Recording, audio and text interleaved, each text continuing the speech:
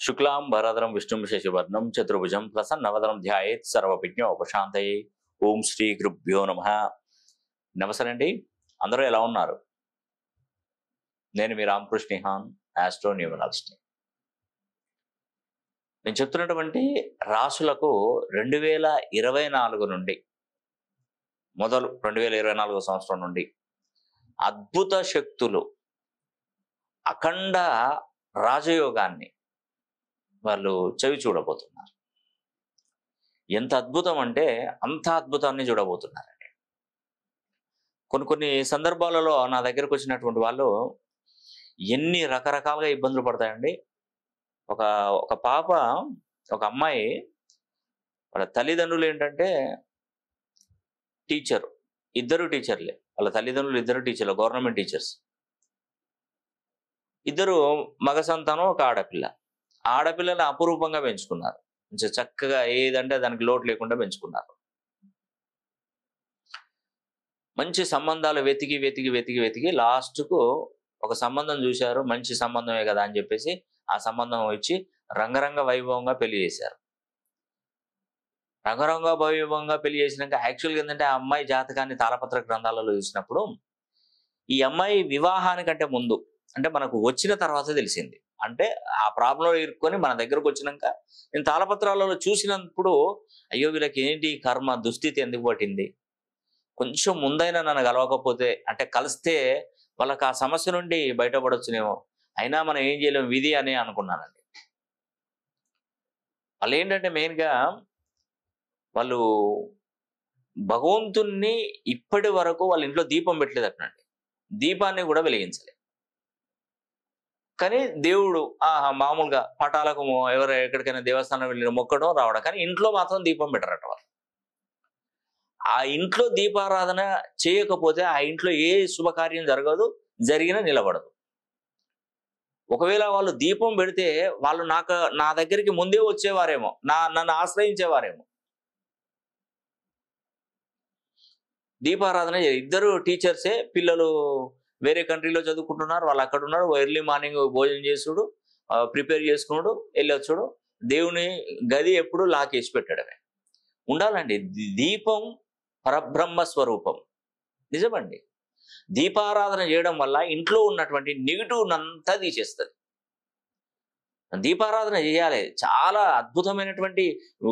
దీపం వెలిగించకపోతే మనం దేనికి అసలు పని చేయమండి. ఒక విధంగా చెప్పాలంటే అమ్మాయికి వివాహ సంబంధం చూసి చేశారు. చేసిన 3 నెలలకు వాళ్ళ అల్లుడు చనిపోయాడు. గ్రహచారం, గ్రహస్థితిగతులు మనం ఏది మన చేతిలో ఉండదు. నేను చెప్తున్నాను కదా, 3 నెలలకు అల్లుడు చనిపోయాడండి.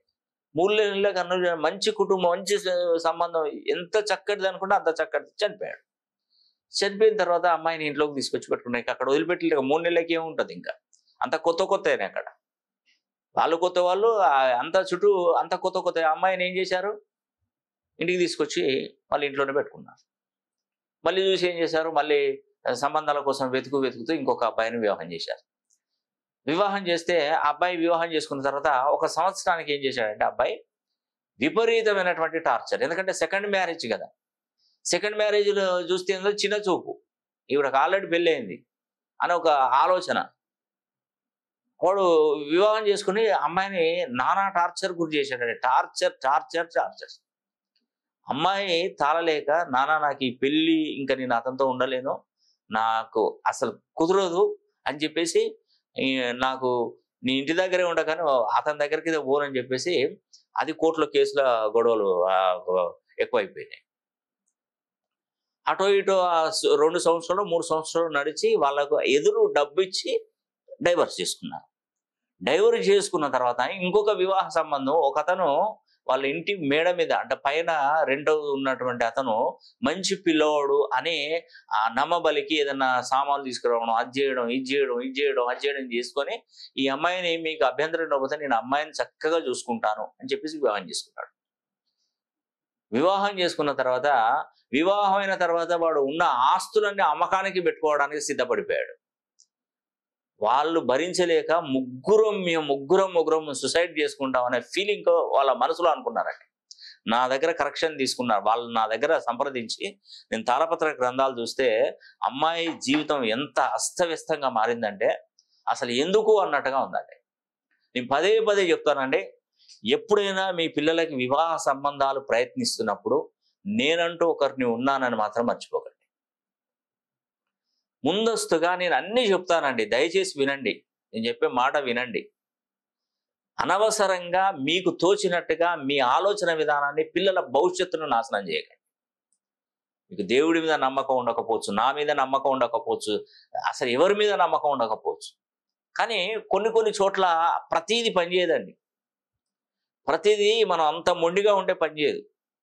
కొన్ని నమ్మాలి, నమ్మి తీరాలండి ఖచ్చితంగా.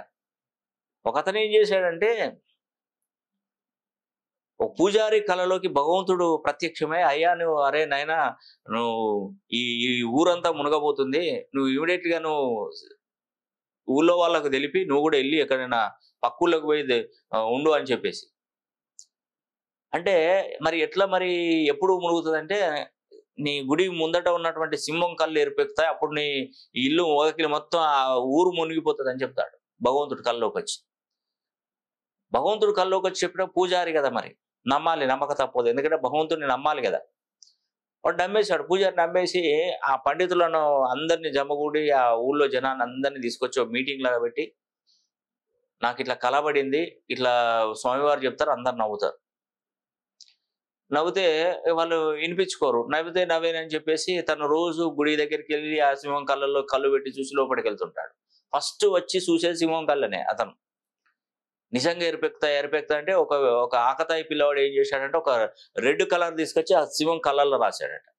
ఒక పిల్లవాడు ఎవడో మన దేవస్థానానికి వచ్చిన ఒక చిన్న పిల్లవాడు తీసుకొచ్చి ఒక స్కెచ్ తోనే ఆ కళ్ళను ఎరుపు రంగు రుద్దాడట. వచ్చి చూడగానే ఎరిపెక్కున్నాయి. అరే మరి ఇదేంటి ఎరిపెక్కున్నాయి, ఆ స్వామివారు చెప్పినట్టు అయింది అని చెప్పేసి అందరికి మళ్ళీ చెప్తే వాళ్ళందరూ నవ్వుతారు, నవ్వేసి వీళ్ళకి నేను చెప్పినట్టు వినరని చెప్పేసి ఆ రాత్రి పెట్టబేడ పిల్లల్ని అందరిని తీసుకుని వాడు ఆ పండితుడు ఊరు దాటిపోతాడు. ఆ రోజు బాగా కుంభ వర్షం పడి అక్కడ కాలువగట్టు ఏటిగట్టు తెగేసి మొత్తం నీళ్లు మొత్తం నిండిపోతాయి, మొత్తం ఊళ్ళు మొత్తం మునిగిపోతాయి. నవ్విన నాపచనే పండిందా? చెప్తే వినరు అసలే. అయ్యా నేను మీకు పదే చెప్తున్నానంటే, మీ పేరులో బలాన్ని పెంచుకుని ఒక్కసారి ట్రై చేయండి అయ్యా మీ పేరు అంటే ఎవరు వింటారంటే? ఎవరు వినరు.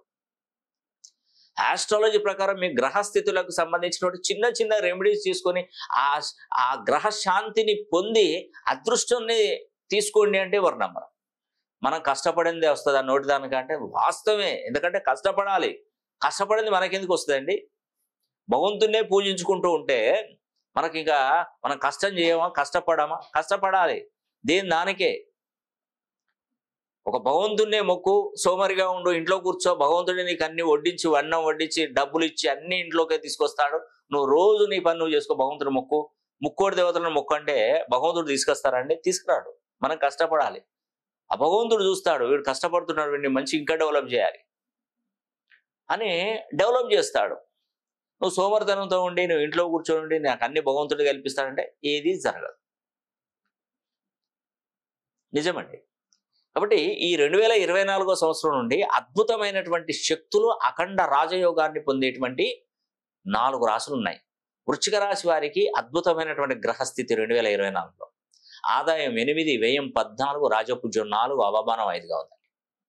అదేవిధంగా ఆ కోవలోకి వచ్చింది కన్యా రాశి.